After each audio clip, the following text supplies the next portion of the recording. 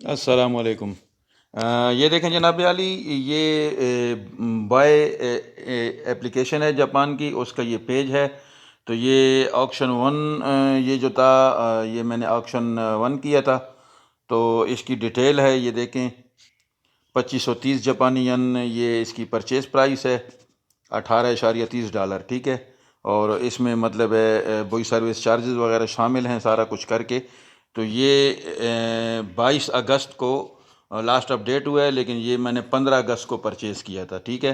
तो इनके फिर 3 दिन में वेयर हाउस तक टाइम लगता है आइटम आने में। सेलर भेजता है तो वो इनके वेयर हाउस में जब पहुंचता है तो फिर ये मतलब मुझे ये लिखा हुआ भी है, after your package has arrived at the warehouse in Japan, please proceed to the select shipping method and ship procedure from your my page। ये नीचे माई पेज है, यहाँ पे मतलब हम फिर शिपिंग प्रोसीजर इनका कर सकते हैं ना।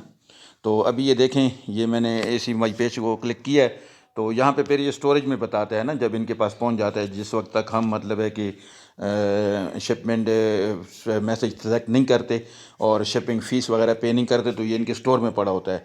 30 दिन तक फ्री स्टोरेज होता है। उसके बाद 100 रुपया, 100 जापानी यन पर डे के हिसाब से चार्ज होता है, प्लस फ़ीस भी होती है। तो 100 अलग होता है और उसके साथ कुछ टैक्सेस वगैरह होते हैं। तो ये सारा इनकी 100 रुपये, 100 जापानी यन फ़ीस है।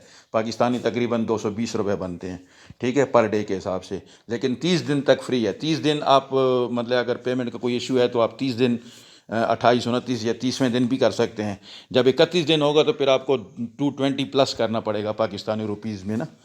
तो ये अब डिलीवर इन्होंने कर दिया, क्योंकि मैंने शिपिंग कर दिया। तो यहाँ पे नन है आइटम, स्टोरेज में नहीं है।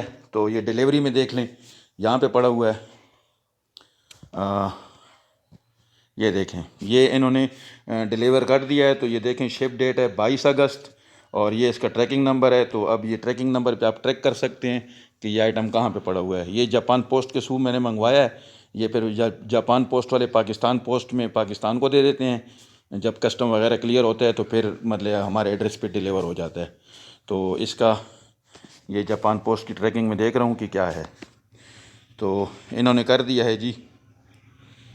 22 अगस्त को पोस्टेज हुआ है, और 22 अगस्त को ही शाम 7 बजे जापानी टाइम है ये, ठीक है ना। तो ये मतलब है आउटवर्ड ऑफिस ऑफ एक्सचेंज इनका अराइवल हो गया, पहुंच गया। और यहाँ से फिर डिस्पैच हो गया 23 अगस्त को दिन को 12:20 पे। तो ये देखें दोस्तों, यहाँ पे इसकी शिपिंग फ़ीस वगैरह है। ये है domestic shipping fee from seller to buy. ये इनके ऑफिस तक आया है 1360 जापानी यन। और फिर यहाँ पे है, ये देखें, क्रेडिट कार्ड पेमेंट मेथड मैंने इस्तेमाल किया है। और यहाँ पे है ये international shipping fee from buy to your address. तो ये मेरे एड्रेस तक 1460 जापानी यन, ये टोटल हो गया है 2820 जापानी यन, जिसके $20.37 बनते हैं, ठीक है। ये शिपिंग इन्फॉर्मेशन है। अच्छा, इंश्योरेंस नहीं है इसकी, प्रोटेक्टिव पैकिंग फ़ीस भी इसकी नहीं लगी, क्योंकि मैंने इनको प्रोटेक्टेड के लिए नहीं कहा। और कस्टम क्लियरेंस कमीशन फ़ी वगैरह ये सारा कुछ यहाँ पे अभी नहीं हुआ। फ़ोटो सर्विस भी मैंने नहीं इस्तेमाल की। फ़ोटो सर्विस आप लेना चाहें तो आपको ये बताते हैं फ़ोटो वगैरह निकाल के कि भाई ये आपकी चीज़ है, और हर एंगल से वो आपको फ़ोटो दिखा देते हैं, ठीक है। फ़ोटो सर्विस अगर आप इस्तेमाल करना चाहें, वो सिर्फ ये होता है कि पैकिंग आपको मुतमईन हो जाते हैं कि यार पैक हो गई है मेरी चीज़ और बस मेरे एड्रेस तक पहुंच जाएगी इत्मीनान के लिए। लेकिन बस हमें तो पता है, ट्रस्ट है इस वेबसाइट पे, तो इसलिए हम नहीं मांगते। इसके 300 जापानी यन तकरीबन पाकिस्तानी 700 रुपये लगता है। तो फजूल ज़ाया करने वाली बात है। अच्छा, ये शिपिंग इन्फॉर्मेशन देख लें। पैकेज टाइप है अदर। गिफ्ट वगैरह भी कर सकते हैं, लेकिन ज़ाहिर है कस्टम से नहीं बच सकते, क्योंकि गिफ्ट तो ये है नहीं। तो यहाँ पे है इसकी टोटल प्राइस है। ये वो आइटम वैल्यू ये इसलिए लिखते हैं यहाँ पे 2230 है, हालांकि 300 इनके सर्विस चार्जेस हैं। ओरिजिनल प्राइस 2530 है, ठीक है। लेकिन यहाँ पे इन्होंने 300 वो अपनी सर्विस चार्जेस काटे हुए हैं, क्योंकि इसी बुनियाद पे फिर कस्टम ड्यूटी लगती है। तो इसलिए ये आइटम वैल्यू ही लिखते हैं यहाँ पे, अपनी फ़ीस वगैरह इसमें इंक्लूड नहीं करते, ठीक है।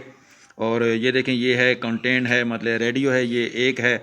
और इसकी सब टोटल भी बस 2230 ही है, एक ही है ज़ाहिर है। तो इसलिए अगर ये 2-4 आइटम होते तो यहाँ पे कंटेंट्स मतलब है कि किस चीज़ पे मुश्तमिल है ये पार्सल ना, तो वो फिर डिटेल होती है और उसकी हर एक की प्राइस होती है, और फिर सब टोटल ज़ाहिर है बढ़ जाता है।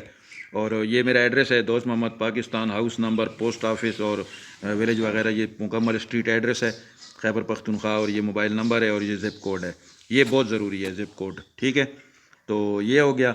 अब मैं आपको बताता हूँ कि इसकी असल प्राइस जो थी वो यहाँ पे आप देख सकते हैं, ऑक्शन 1 यहाँ पे 2230 है और यहाँ पे 2530 होगी, क्योंकि इसमें ऑलरेडी इनके 300 सर्विस चार्जेस शामिल हैं, ठीक है। ये लिखा हुआ है यहाँ पे। इसको अगर आप जाएं तो एक जगह पे ये चेक भी की जा सकती है, डिटेल पे मैं जाता हूँ तो ये देखें यहाँ पे 2230 इसकी प्राइस है और वही सर्विस फ़ीस है 300 जापानी यन, तो ये हो गया 2530 टोटल अमाउंट, ठीक है। इनको ये अमाउंट मैंने दी है, लेकिन वहाँ पे इसलिए मेंशन नहीं है, वहाँ पे सिर्फ 2230 मेंशन है, इसलिए कि इसी बुनियाद पे कस्टम ड्यूटी बनेगी। कस्टम ड्यूटी हमने इन 300 पे नहीं देनी, हमने इस पे देनी है, ठीक है। तो इस वजह से ये चीज़ यहाँ पे इन्होंने मनफी करके वहाँ पे डाला है, 2530 की बजाय ओरिजिनल प्राइस 2230 डाली है।